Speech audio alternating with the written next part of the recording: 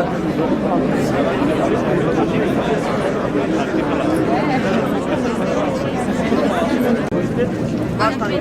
yo gel çekin gel fotoğrafta.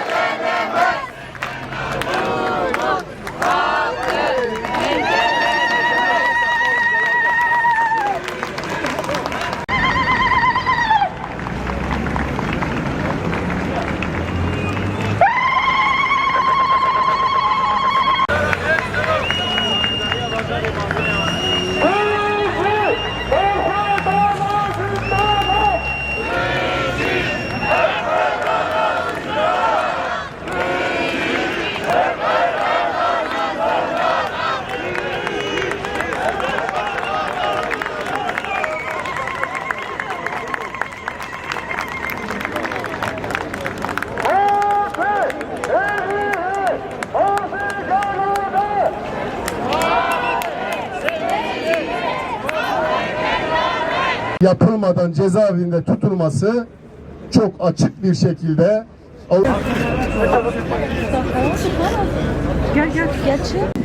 Hûn dizanin ku mafê hêviyê demekî dirêje rojevê de ye. Hem aliyê mafekî hukukî, aliyê xwezayî ve mafê mirovan, hem jî aliyê vî pêvajoya dest pê kiriye herî ciyekî girîng digire. Çima ew qas girîng e pêşeroja vî axê vî welatê hinek jî gerêdayê vî mafê ye. Dema ku ev maf ji bona vî mafê gav bête avêtin tê di nava vî axê da aşitî, aramî û jiyanekî birûmet dest pê bike. Ji bona vî em Komeleya hukuknasên azadxwez em li ser vî mafê serlêdanên hukukî gelek me kiriye. Em vî van serlêdanan بنیزک دشوپینن آلیه که دنجی ام توازن وی گوتنه وی مافه وی هویه بین روژوا گل دا روژوا برپرسیاران دا او ev maf bete bikaranîn. Avrupa İnsan Hakları Mahkemesi nezdinde Öcalan Türkiye No 2 kararının verildiği 18 Mart 2014 tarihinden bu yana gündemimizde olan umut hakkı, Kürt sorununun siyasi barışçıl yöntemlerle çözümüne odaklanan barış ve demokratik toplum sürecinin merkezine oturmuş durumdadır. Sayın Abdullah Öcalan'ın 27 Şubat 2025 tarihinde startını verdiği barış ve demokratik toplum süreci bugün 1. yılını geride bırakmıştır. Son bir yıl içerisinde atılan tarihi adımlar, yaşanan somut gelişmeler, Sayın Öcalan ile özdeşleşen umut hakkı konusunda artık yasal adımların atılmasının gerekliliğini ortaya çıkarmıştır. Kendisi de 13 Ekim 2025 tarihli avukat görüşmesinde umut ilkesi devletin atması gereken bir adımdır. Bu binlerce insanı etkileyen bir meseledir diyerek hukukun, politikanın ve adaletin bunu gerektirdiğini söylemiştir. Süreçten dolayı Türkiye Büyük Millet Meclisi bünyesinde kurulan Milli Dayanışma, Kardeşlik ve Demokrasi Komisyonu'ndan bir heyet 24 Kasım 2025 tarihinde İmralı F tipi ada hapishanesinde Sayın Öcalan'ı ziyaret etmiştir. Kamuoyuna yansıyanlardan anlaşılmıştır ki bu görüşmede Sayın Öcalan, Kürt halkının olgusal varlığını, tarihsel geçmişini ve bugünkü siyasi pozisyonunu ortaya koymuş, demokratik çözümün siyasi ve hukuki gerekliliklerini dile getirmiştir. Kürtlerin hukuk dışı bırakılmış olmasının ülkenin en büyük demokrasi açığı olduğunu ifade etmiştir. Meclis Komisyonu'nun yürüttüğü çalışmalar neticesinde hazırladığı ortak raporu TBMM Meclis Başkanlığı, tüm siyasi partiler ve kamuoyu ile paylaşılmıştır. Umut hakkına doğrudan yer verilmeden ahim kararlarının icrası başlığı altında konunun değerlendirildiği görülmüştür. Siyasi partiler, sivil toplum örgütleri ve toplumun önemli bir kesimi rapora dair görüş ve beklentileriyle birlikte eleştirilerini dile getirmiştir. Sayın Öcalan, Sayın Kaytan, Sayın Gurban ve Sayın Boltan hakkında verilen umut hakkı kararlarının icrası 2016 yılından bu yana Gurban Grubu Türkiye adıyla Avrupa Konseyi Bakanlar Komitesi tarafından takip edilmektedir. Daha önce eylem planlarının sunulmasını talep eden Avrupa Konseyi Bakanlar Komitesi, umut hakkının derhal uygulanması için 2021 yılından bu yana doğrudan Türkiye'ye yazılı çağrılarda bulunmuştur. Ancak Türkiye tarafından sözleşmenin 46. maddesi gereği üstlenilen taahhütler yerine getirilmemiştir. Türkiye mevcut siyasal sürecin gerisinde olduğu gibi anayasal ve uluslararası hukukun da gerisinde durmaktadır. Bunun değişmesi, pozitif gelişmelere evrilmesi gerekmektedir. Komite 17 Eylül 2025 tarihindeki son açıklamasında tespit edilen ihlalin giderilmesi için gerekli tedbirlerin belirli bir asgari süreden sonra gözden geçirme imkanı ve serbest kalma olanağı taşıyacak bir mekanizmanın hayata geçirilmesine bağlı olduğunu belirtmiştir. Ahim kararlarında yer verildiği gibi komitede uluslararası hukukta ağırlaştırılmış müebbet cezalarının en geç 25 yıl sonra gözden geçirilmesini öngören bir eğilimin bulunduğunu kaydetmiştir. Gerekli yasal ve diğer tedbirlerin halen alınmamış olmasından derin üzüntü duyduğunu ifade etmiş, daha fazla gecikmeksizin yetkililere gerekli tedbirleri almaları çağrısını yapmıştır. Söz konusu yasal engeller yapısal bir sorun teşkil ettiğinden, sistematik ihlaller doğurduğundan herkesi ilgilendirmektedir. Avrupa Konseyi Bakanlar Komitesi'nin ve Birleşmiş Milletler İşkenceye Karşı Komitesi'nin Türkiye'ye ömür boyu hapis cezaları ile ilgili veri paylaşımı talebi daha öncesinde karşılıksız kalmıştı. Ancak 2024 Cenevre Birleşmiş Milletler İşkence Komitesi oturumlarında hükümet yetkililerince verilen oransal bilgi meselenin binlerce mahpusu ilgilendirdiğini gözler önüne sermiştir. Umut hakkının uygulanması tahliye olanağını mutlak engelleyen yasal düzenlemelerin koşulsuz bir şekilde kaldırılması, ardından infaz ve koşullu salıverilme sürelerinin değiştirilmesi, bu cezaların uluslararası standartlara göre en geç 25 yılın sonunda gözden geçirilmesini gerektirmektedir. Yasal ve uygulamadaki engeller dolayısıyla gözden geçirme mekanizması yeni, yargısal, bağımsız ve tarafsız, şeffaf, düzenli ve etkili olacak şekilde oluşturulmalıdır. Bakanlar Komitesi özellikle barış ve demokratik toplum sürecine atıfla yasama değişiklikleri önermekle yetkili Milli Dayanışma, Kardeşlik ve Demokrasi Komisyonu'ndan yararlanılması ve bugüne kadar meclise sunulan yasa değişikliği tekliflerinin kabul edilmesi önerilerinde bulunmuştur. Bugün Meclis Komisyonu'nun ortak raporu sonrası mecliste sürece özgü yasa tartışmaları başlamıştır. Somut gelişmelerin Ramazan bayramı sonrasında olacağı ifade edilmektedir.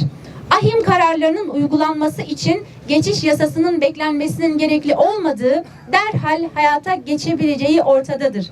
Ortak raporda da bu hususa yer verilmiştir.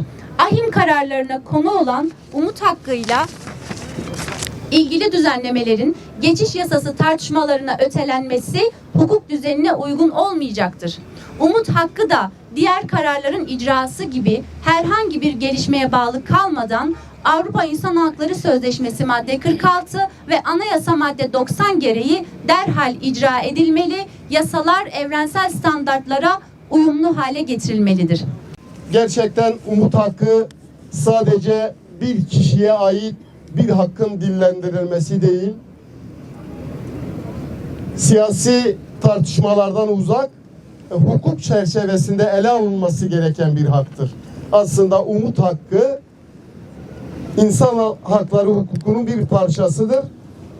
Ceza hukuku ve infaz alanıyla ilgili çok ciddi bir sorundur. Bu nedenle biraz hukuk bakış açısıyla umut hakkını sizler vasıtasıyla kamuoyuna aktarmak istiyorum. Biliyorsunuz Türkiye Avrupa Hukuk Konseyi üyesi bir ülke. Avrupa İnsan Hakları Sözleşmesi'ni imzalamış. Avrupa İnsan Hakları Mahkemesi'nin yetkisini tanımış bir ülke. Dolayısıyla Anayasanın 90. maddesi gereği Türkiye Avrupa İnsan Hakları Mahkemesi'nin kararlarını tanımak için herhangi bir hukuki mazeret uyduramaz. Çünkü Anayasanın 90. maddesi temel hak ve özgürlüklere ilişkin düzenlemelerin iç hukuk normundan üstün tutulacağına dair düzenleme içeriyor. Hem Avrupa İnsan Hakları Sözleşmesi'nin 46. maddesi hem Anayasanın 90. maddesi gereği Öcalan Türkiye kararı, Kaytan Türkiye kararı gibi umut hakkıyla ilgili kararlarla ilgili Türkiye'nin ceza infaz hukukunda gerekli değişiklikleri yapması gerekir. Bir kişinin hayatının sonuna kadar cezaevinde tutulması insan onuruna aykırıdır. Temel insan haklarına aykırıdır. Bu nedenle Sayın Öcalan'ın hayatının sonuna kadar cezaevinde tutulması gayri insanidir, gayri hukukidir.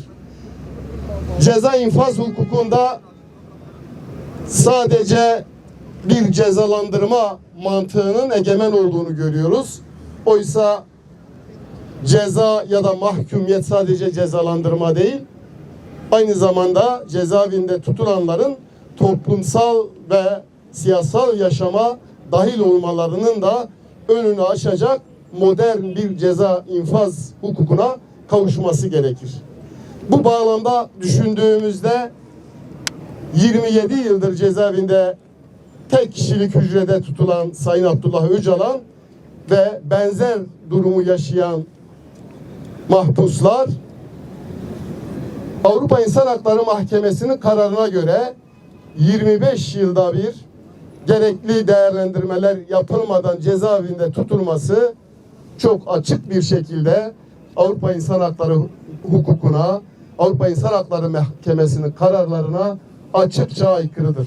Buradan hükümete, siyasi partilere, mecliste grubu bulunan siyasi partilere ve Sayın Adalet Bakanı'na çağrıda bulunuyoruz. Türkiye gerçekten eğer Avrupa hukukunun bir parçasıysa bunun gereklerini yerine getirmeli.